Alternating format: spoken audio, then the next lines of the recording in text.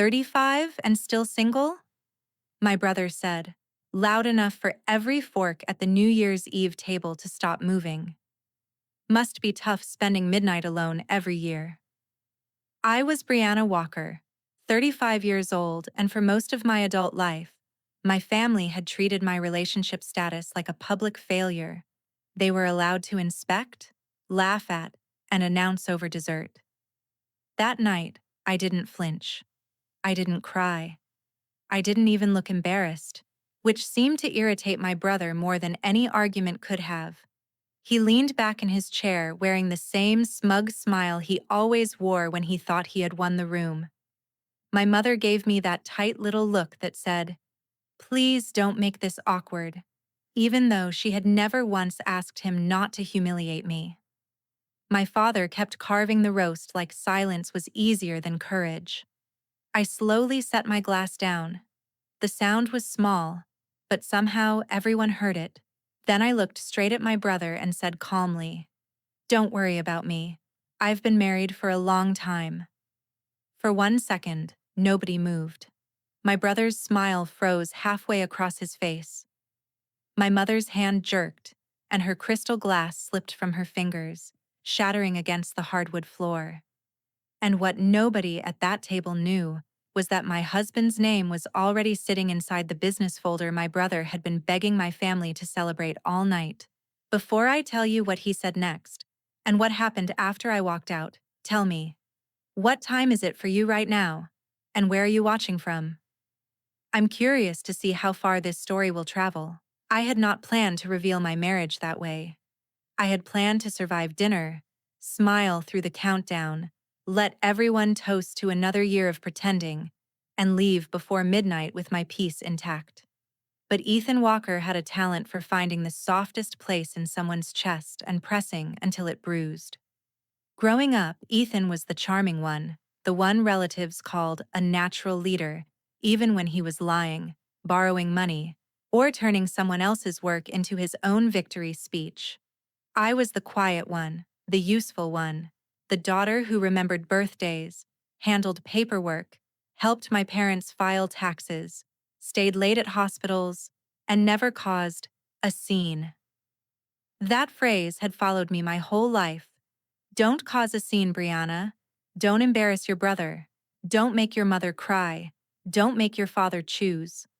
So I learned to be small in rooms where my own name should have mattered. By the time I was 35, I had built a career most people would have respected if it had belonged to a son.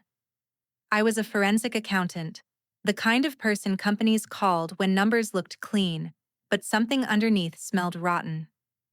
I traced missing funds, exposed inflated invoices, uncovered shell vendors, and protected businesses from the exact kind of smiling men who thought confidence could replace integrity. My firm, Walker Risk and Recovery, had started in a one-bedroom apartment with a folding desk and a laptop that overheated if I opened too many spreadsheets. 8 years later, we had offices in 3 states, corporate clients who paid retainers larger than my father's annual salary, and a reputation for finding the truth faster than lawyers could hide from it. But at home, none of that mattered. To my family, I was still poor Brianna, the woman who worked too much because no man had chosen her. They never asked what I did at work. They asked whether I had met anyone. They never asked what I was building. They asked whether I was lonely. They never asked why I stopped bringing people around. They assumed it was because nobody wanted me. The truth was uglier. I stopped bringing my life around because every piece of happiness I showed them became something they could judge.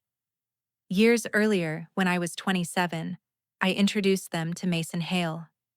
Mason was calm, patient, and almost annoyingly kind.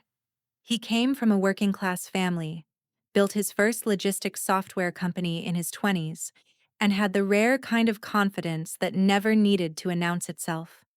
He listened more than he talked, remembered small details, and treated waiters, janitors, executives, and children with the same steady respect. I loved him before I was brave enough to admit it. My family disliked him almost immediately. Not because he was rude, not because he mistreated me, because he saw through them. At the first dinner, Ethan tried to corner him with questions about money, business, and status. Mason answered politely but refused to perform. My mother later told me, "He seems serious, but not family-oriented." My father said, "I just don't know if he understands our values." Ethan laughed and said, "He looks like the type who thinks he's smarter than everyone." What they really meant was, he didn't flatter them. He didn't join their little game of ranking people by marriage, children, salary, and obedience. He saw me clearly, and that made them uncomfortable. 6 months later, after Ethan spread a rumor that Mason was using me for contacts, my parents pressured me to end things. They said they were protecting me. They said love could make smart women stupid. They said I would thank them one day. I didn't end it.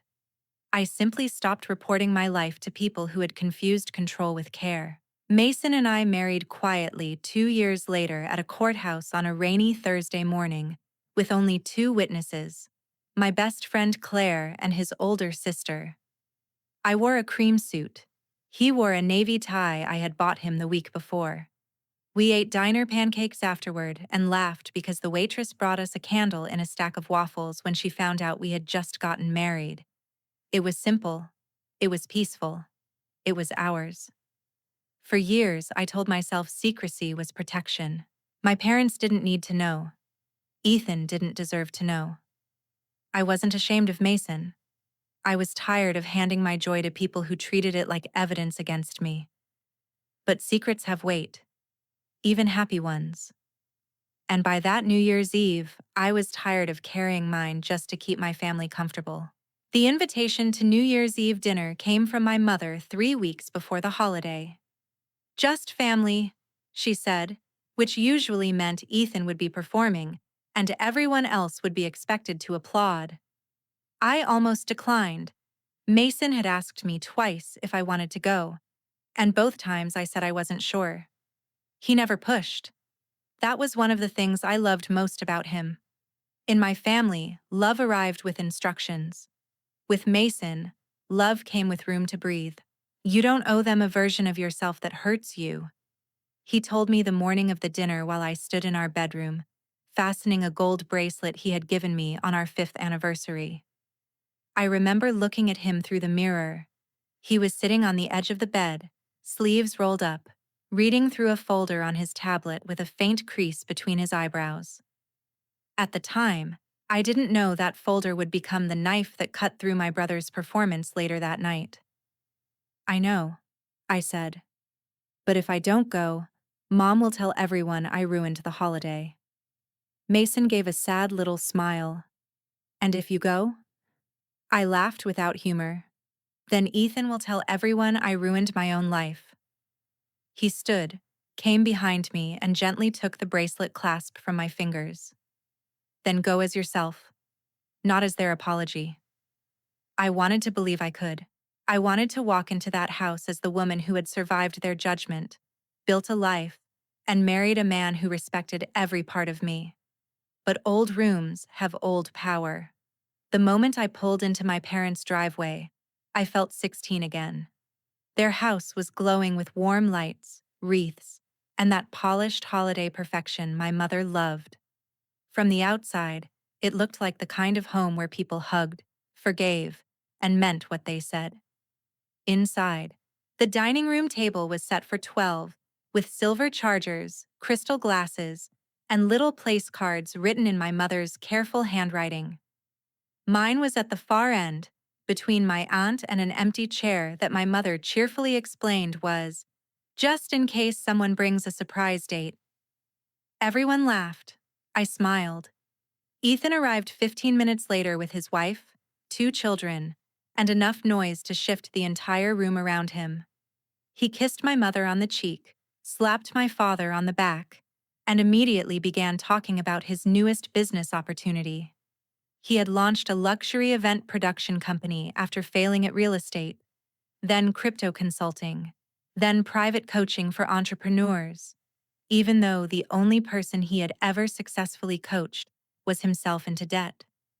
This time, he said, everything was different. This time, he had serious investors interested. This time, he was negotiating a major partnership with a national hospitality group that could take his company to the next level. My mother glowed as if he had already won an award. My father kept nodding, proud and relieved. I listened quietly while Ethan described projected revenue, vendor expansion, premium destination packages, and exclusive executive retreats for wealthy clients. He used all the right words and none of the right numbers. That was my first warning. Then he mentioned the company name, Halebridge Hospitality. My fork paused halfway to my plate. Halebridge was Mason's company. More specifically, it was the hospitality investment division Mason had built after selling his logistics software platform. He never put his face in magazines if he could avoid it. He kept his public profile low, let the executive team handle media, and trusted people like me to review risk when a potential partner looked too shiny. Suddenly, the folder he had been reading that morning made sense. Ethan wasn't just bragging about some abstract investor. He was bragging about a proposal that had crossed my husband's desk. And judging from the details Ethan was throwing around, he had no idea that the woman he had mocked for being unwanted had already reviewed his company's financials 2 weeks earlier. I had not known it was Ethan's company at first. The application came in under a polished brand name, Walker and West Events, with Ethan listed as founder and managing partner. The numbers were messy. Vendor deposits had been moved between accounts in strange patterns. Client refunds were delayed. Revenue projections were inflated. There were personal expenses buried under business development. Nothing criminal enough to ruin him overnight, but enough to make any serious investor run. I had written the internal risk note myself. Recommend rejection unless ownership provides full documentation, clean vendor ledger, and corrected cash flow statements. Mason had read it, trusted it, and paused the partnership. Now here was Ethan, sitting across from me at my parents' table, telling everyone he was days away from signing with Halebridge. My mother raised her glass and said, "To Ethan, finally, someone in this family is giving us something big to celebrate." The sentence landed on me harder than I expected. Not because I needed their praise, but because I realized they had been standing in the shadow of my work for years and still couldn't see me. Ethan looked at me over the rim of his glass and smiled. "Don't look so serious, Bree. Maybe if this deal closes, I'll hire you to count napkins or whatever you do." Everyone chuckled. My father didn't stop him. My mother didn't stop him. And something inside me went very still. Dinner moved from polite to cruel in the way family cruelty often does, disguised as jokes, softened with laughter, defended as love. Ethan kept performing. He told a story about a client who requested a single women's empowerment brunch and then looked directly at me. "You should come," he said. "Could be good networking. Maybe you'll find someone before retirement." My aunt coughed into her napkin. My cousin stared down at her plate. My mother whispered, "Ethan." But she was smiling when she said it, which meant she wanted credit for disapproving without the burden of actually stopping him. I took a sip of water. "I'm good, thanks." "That's what you always say," Ethan replied. "That you're good. But come on, Brianna. You're 35. New Year's Eve is literally the saddest holiday to be alone. Everyone kissing someone at midnight. And you're what? Checking bank statements?" My father gave a low chuckle, then looked away when I looked at him. That tiny betrayal hurt more than Ethan's words. Ethan had always been predictable. My father's silence was the family tradition that made him possible. My mother tried to change the subject by asking about dessert, but Ethan was enjoying himself too much. "I'm just saying what everyone thinks," he continued. "Career is great, independence is great, but at some point a woman has to ask herself why nobody stayed." That was the sentence that emptied the room of air. I felt every eye on me. I could have ignored it. I had ignored worse. I could have smiled, excused myself, and driven home to Mason, who would have taken one look at my face and known whether to talk or just hold me. But then Ethan lifted his glass and added, "To Brianna, may this be the year she finally finds someone willing to put up with her." Laughter broke out in nervous pieces. My mother said my name in that warning tone, as if I was the danger in the room. I set my glass down slowly. "Don't worry about me," I said. "I've been married for a long time." The silence did not fall all at once. It moved around the table like a wave. First my cousin's head snapped up, then my father's knife stopped against the plate. Ethan's smile froze. My mother's hand jerked, and her glass dropped, exploding against the floor in a bright spray of crystal and red wine. Nobody bent to clean it. Nobody even breathed normally. Ethan blinked twice. "What did you just say?" "I said I'm married." My voice was calm. Too calm, maybe. The kind of calm that comes when a person has already grieved the relationship they are about to lose. My mother gripped the edge of the table. "Married? To who?" I looked at her. "His name is Mason Hale." If the first sentence froze the room, his name turned it to stone. Ethan's face changed before he could stop it.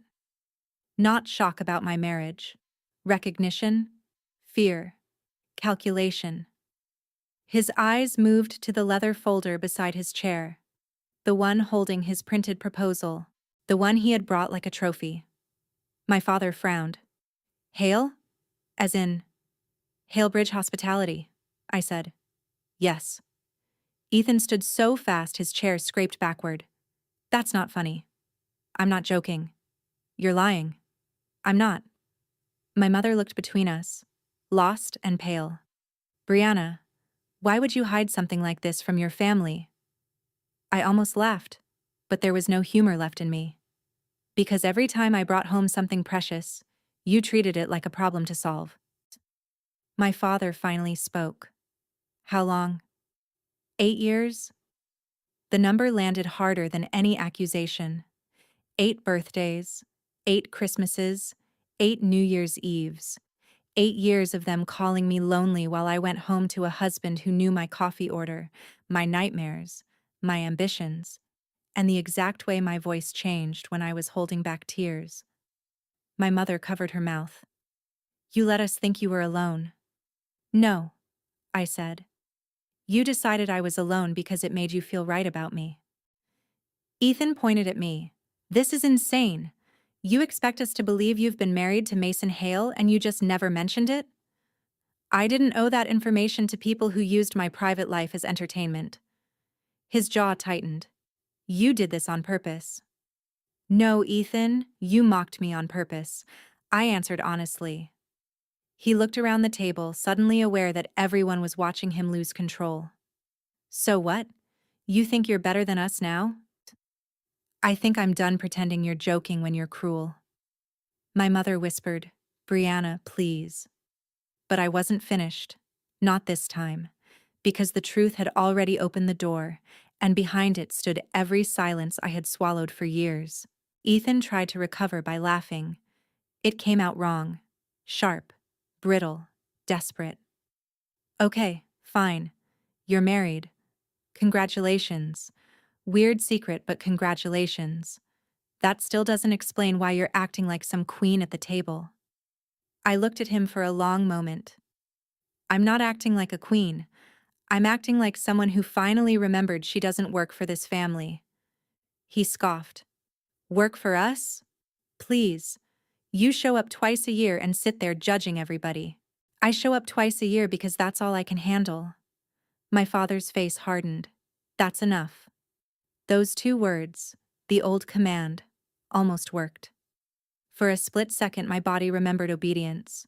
Then I looked at the broken glass near my mother's chair, at the red wine spreading across the floor like something wounded, and I felt the spell break. "No, Dad. It was enough years ago." Ethan grabbed his folder from the chair and slapped it onto the table. "You know what this is really about? You're jealous." I'm finally doing something big, and you can't stand it. Ethan, his wife said quietly, but he ignored her. No, let's say it. She's always been bitter, always acting superior because she can read spreadsheets. Now suddenly she's married to the guy whose company I'm negotiating with? That's not a coincidence. I held his stare. You're right. It's not. The room tightened. Ethan's nostrils flared. What does that mean? It means your proposal crossed my desk. He went pale so quickly even my mother noticed. Your desk? My firm handles independent risk reviews for Halebridge partnerships. My father looked confused. Risk reviews? I turned to him, not unkindly. When companies request investment or strategic partnership, someone has to verify that their financial statements are real, their vendor obligations are clean, and their projections aren't fantasy. Ethan slammed his palm on the table. You had no right. I had every right. You submitted documents to Halebridge. Halebridge sent them to my firm. You signed consent for third-party review. His mouth opened, then closed. He knew I was right. Men like Ethan rarely read what they sign when they think charm has already won. My mother's voice shook. Brianna, what are you saying? I didn't look away from my brother. I'm saying Ethan's company wasn't rejected because I'm jealous. It was flagged because his numbers don't match his promises. The table erupted at once. My aunt whispered, "Oh my God!" My father demanded, "What numbers?" Ethan barked, "She's twisting this." His wife pushed her chair back, stunned. My mother kept saying, "Wait, wait, wait," as if she could rewind the last 5 minutes. I reached into my purse, took out my phone, and opened the email I had received that afternoon from Halebridge's legal team. I didn't show confidential details. I didn't need to. I read one sentence aloud. Partnership review remains paused, pending corrected financial disclosures and vendor liability clarification. Ethan's face burned red. You're humiliating me. I almost smiled. Interesting. 10 minutes ago, humiliation was just a joke. Nobody laughed. That was the moment I saw it, the first crack in the family myth. For years, Ethan had been the successful one because everyone agreed not to inspect the foundation. He could fail upward, borrow quietly, exaggerate loudly, and still be introduced as the son who made everyone proud. I had been treated as incomplete because my life didn't come packaged in a way they understood. But now the room had evidence. Not gossip, not emotion. Evidence. My father turned to Ethan. Is this true? Ethan threw his hands up. It's complicated. I nodded. That usually means yes. Shut up, Brianna. Mason's voice came from the hallway before I even realized the front door had opened. Don't speak to my wife like that. Every head turned. Mason stood near the entryway in a dark coat, snow dusting his shoulders, calm as a judge. My mother looked like she might faint. My father slowly stood. Ethan looked as if the floor had disappeared beneath him. Mason had not come to rescue me. I didn't need rescuing. He had come because we had planned to leave together before midnight, and when I didn't answer his text, he came inside. His eyes moved from the broken glass to my face, then to Ethan's folder on the table. I take it the dinner went well, he said quietly. I let out one breath that almost became a laugh. Ethan tried to straighten his posture. Mr. Hale, this is a family matter. Mason looked at him. So is my wife.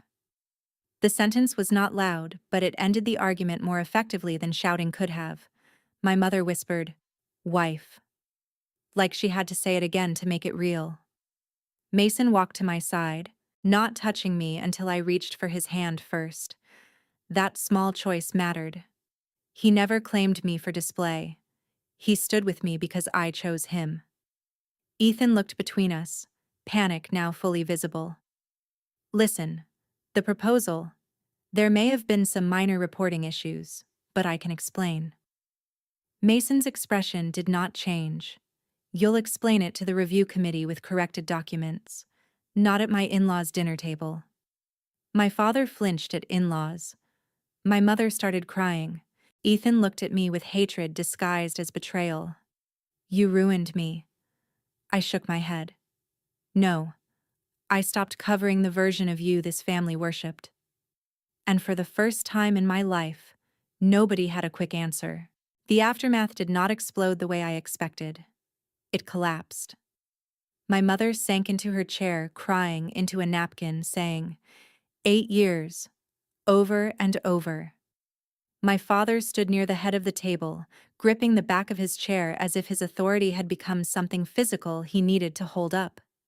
Ethan paced beside the window, phone in hand, already trying to text someone, probably a lawyer, a business partner, or one of the vendors he had been delaying. His wife sat very still. She looked less angry than devastated, which told me she had suspected pieces of the truth, but never seen the whole shape. Mason squeezed my hand once, then let go. He knew this part had to be mine. My father finally looked at me and said, Brianna, why didn't you come to us?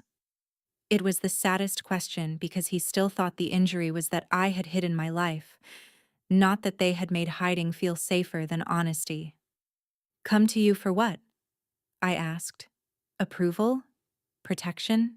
Another lecture about how I was too stubborn to be loved? His eyes dropped. My mother sobbed harder. Ethan snapped, Oh, please. You loved being the victim. I turned toward him. No, Ethan. I hated it. That's why I stopped auditioning for a family that had already cast me as the disappointment. You're dramatic. And you're exposed. His face twisted. My father raised a hand. Enough. Both of you. No, I said. The word surprised him. It surprised everyone. You don't get to call for peace only after the truth becomes inconvenient. You never said enough when he mocked me.